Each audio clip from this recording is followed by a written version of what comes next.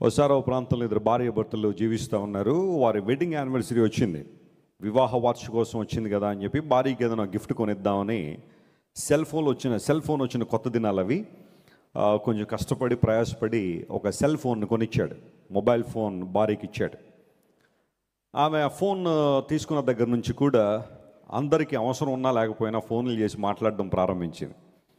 కోతి కొబ్బరికాయ దొరికేట అంటారు చూసారా, అలాగా ఆమె ఫోన్ దొరకడంతో ఇక అవసరం ఉన్నా లేకపోయినా వాళ్ళకి వీళ్ళకి ఫోన్ చేసి మాట్లాడుతూ అలా గంట 2 గంటలు 3 గంటలు మాట్లాడుతూనే ఉంది. ఒకనొక పాయింట్కి వచ్చేసరికి భర్త అనుకున్నాడు, ఈమెకి అనవసరంగా ఫోన్ కొనిచ్చాను నేను, ఇన్ని గంటలు మాట్లాడుతుంది ప్రతిసారి, ఎవరితో నీకు సమయాన్ని గడపట్లేదు, ఆ ఫోనే పట్టుకొని కూర్చుంటుందని చెప్పి చాలా బాధపడ్డాడు. ఒక రోజున అతను ఉద్యోగానికి వెళ్ళకుండా ఇంట్లోనే ఉన్నాడు, సెలవు రోజు వచ్చింది. అనుకున్నాడు ఈరోజైనా భార్య కొంచెం నాతో టైం స్పెండ్ చేస్తుంది, ఇద్దరం కలిసి కొంచెం సమయాన్ని గడపచ్చు కదా అని చెప్పి ఆశతో కూర్చోగానే ఫోన్ వచ్చింది. రాగానే ఫోను ఎత్తి మాట్లాడుతుంది. అరగంట సేపు ఫోన్ మాట్లాడి పెట్టేసింది. భర్త చాలా ఆశ్చర్యపోయాడు. వాస్తవానికి నువ్వు 2 గంటలు కదా మాట్లాడేది, లేదా 3 గంటలు కదా మాట్లాడేది, అరగంటలో ఫోన్ ఎందుకు పెట్టేశావంటే రాంగ్ నెంబర్ అండి అందంట. ఏ నెంబర్ అది? Wrong number. ఎంతసేపు మాట్లాడింది? అరగంట. ఎవరో చేశారు రాంగ్ నెంబరు. ఇంక మొత్తం డీటెయిల్స్ అన్నీ అడుగుతూ కూర్చుంది. Women want to speak a lot. స్త్రీలకు ఎక్కువ మాట్లాడడం ఇష్టం. అంటే పురుషులు మాట్లాడరని కాదు, కానీ వాళ్ళు కూడా మాట్లాడతారు.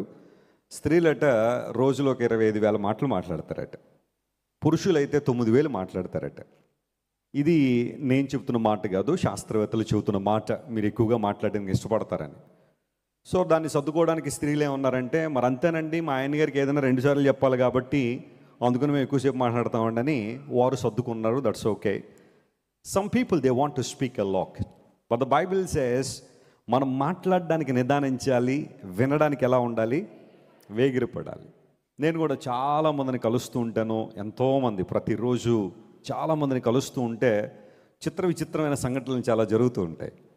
కొంతమంది they want to speak a lot. ప్రతి విషయం అవసరం ఉన్నా లేకపోయినా ఎంత మాట్లాడాలో అంత తెలియక అంతకన్నా ఎక్కువ మాట్లాడడం ద్వారా వారు ఇబ్బంది పడడం మాత్రమే కాకుండా ఇతరులు కూడా ఏం చేస్తుంటారు చెప్పండి, ఇబ్బందులకు నెట్టేస్తూ ఉంటారు. అయితే దేవుని ప్రజలను మనం చాలా జాగ్రత్తగా ఏ మాట అవసరమో, ఏ మాట ఉపయోగమో, ఏ మాట ఆత్మీయంగా ఇతరులను బలపరుస్తుందో ఆ మాటలు మాట్లాడాలి.